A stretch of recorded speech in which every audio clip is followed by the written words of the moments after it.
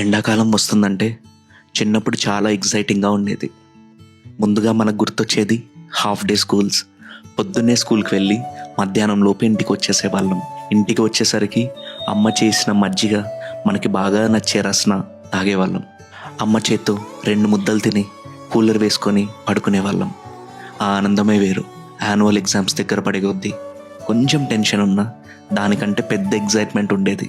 Summer holidays వస్తున్నాయి అని. చివరి ఎగ్జామ్ రోజు ఉండే ఆనందం అంతా ఇంత కాదు. అప్పటికే ఫ్రెండ్స్ అందరూ నేను అక్కడికి వెళ్తున్నా, ఇక్కడికి వెళ్తున్నా అని ప్లాన్స్ చెప్పేవాళ్ళు. ఎగ్జామ్స్ అయిపోయి ఇంటికి వచ్చేసరికి మన ఆటలు స్టార్ట్. ఎటువంటి టెన్షన్ లేదు, ఏ బాధ లేదు. రోజంతా సిబ్లింగ్స్తో, ఫ్రెండ్స్తో ఆడుకుంటూ గడిపేవాళ్ళం. కొన్ని రోజులకి అమ్మమ్మ వాళ్ళ ఇంటికి వెళ్ళేవాళ్ళం. అక్కడ కజిన్స్తో కలిసి రోజంతా ఆడుకోవడం. స్మార్ట్ ఫోన్స్ లేని రోజులు అవి, కానీ కొంచెం కూడా బోర్ కొట్టేది కాదు. Carrom board, business game, cricket, దొరికిన గేమ్ దొరికినట్టు ఆడేవాళ్ళం. అమ్మమ్మ చేసిన పచ్చడితో అన్నం తినడం, డాబా మీద అందరం కలిసి పడుకునేవాళ్ళం.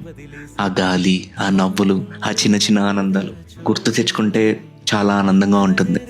అప్పుడు ఎండాకాలం ఎంత వేడిగా ఉన్నా మనకు అసలు కనిపించేదే కాదు, ఎందుకంటే మనతో పాటు మన చిన్ననాటి ఆనందం ఉండేది.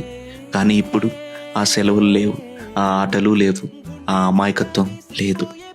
మిగిలింది తీపి జ్ఞాపకాలు మాత్రమే.